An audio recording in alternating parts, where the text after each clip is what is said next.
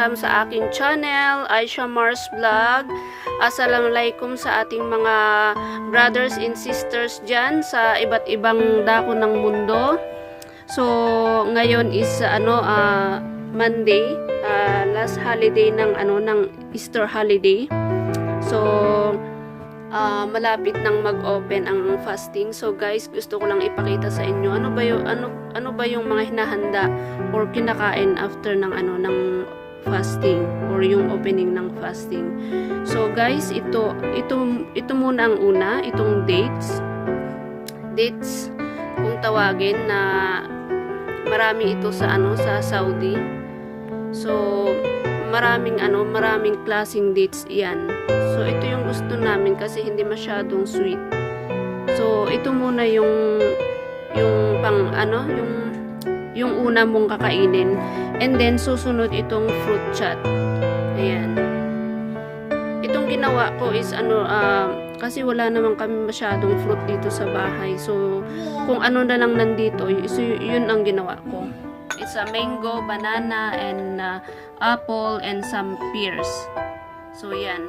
Hinaluan ko siya ng konting ng raisin para meron namang masarap-sarap konti. I mean, sweet. So ayan. Yan ang ang pangalawa na kakainin. So after that, pwede ka nang uminom ng ng tubig or milk or kahit na kung ano yung na-prepare nyong iinumin. So ako ang na-prepare ko is itong gatas, milk siya. Konti lang kasi hindi naman kami hindi naman marami yung iinumin namin kasi mas magandang uminom ng tubig.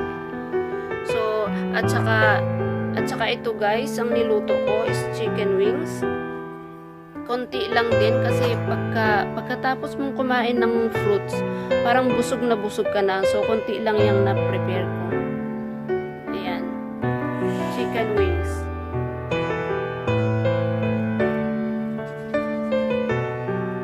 Niluto ko lang to guys sa air fryer para para hindi masyadong mamantika. So ayan, niluto ko sa air fryer. Tsaka itong next is itong potato pakora. Ayan. Paborito ng asawa ko. Hinaluan ko na rin ng ng eggplant. Ayan. Eggplant yan guys. So ang inano ko dito, yung pakora flour, tapos chili, cumin seed, turmeric, and yung dry coriander. Tapos asin, yun lang. Tapos pinaghalo-halo ko na siya. Yan ang ginamit ko dyan. Yan.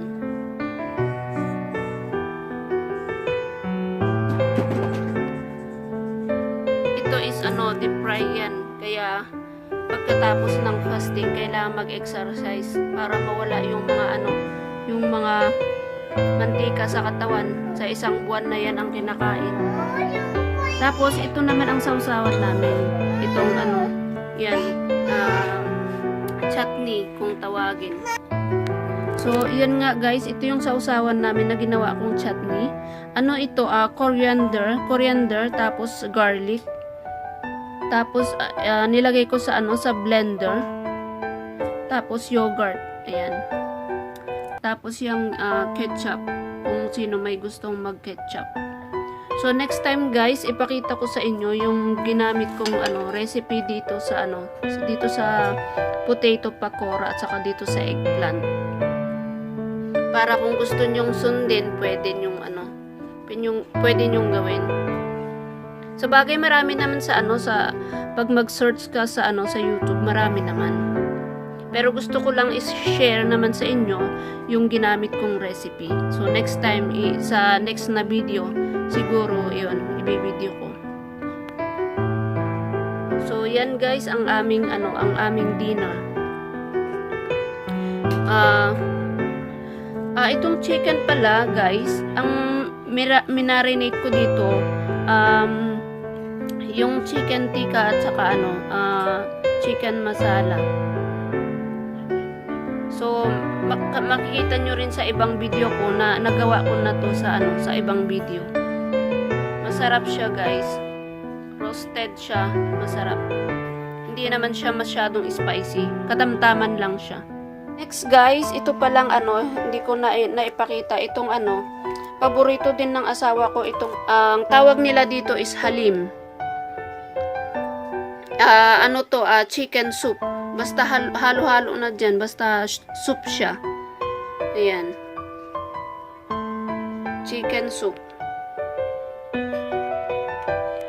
Ang tawag pala nila, guys, dito sa sa dates na to is kajur. Ayan. Tawag nila dito. Kajur. So, yan lang, guys. Pinakita ko sa inyo ang aming kakainin pag open namin ng fasting. So, meron pang mga 5 minutes. So, magpe-pray muna kami bago kumain. So, itong simple lang naman itong na-prepare ko.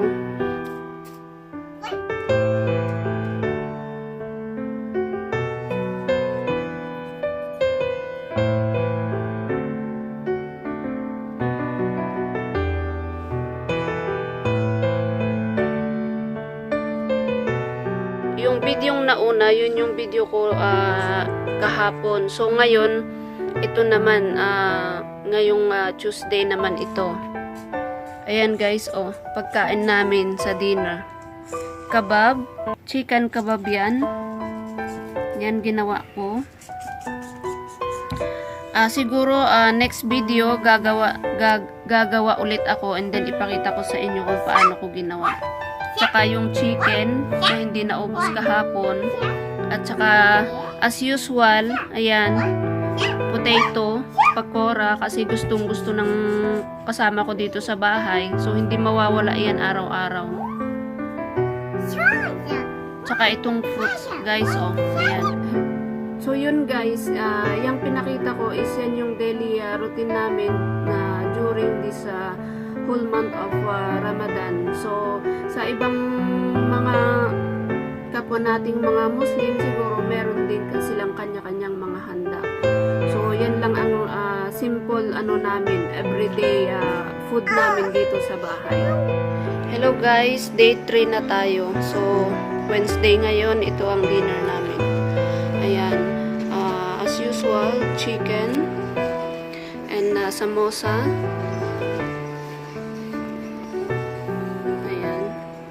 Sophie and Nida. And ito naman is niluto ni mother. Mix potato, tomato and green pepper.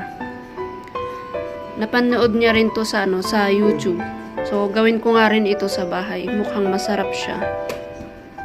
Ayan. At saka itong chicken, binigyan nila sa kapitbahay. Ayan. Mukhang masarap. Ganito sila dito nagbibigay ng pagkain, lalo na ngayong Ramadan.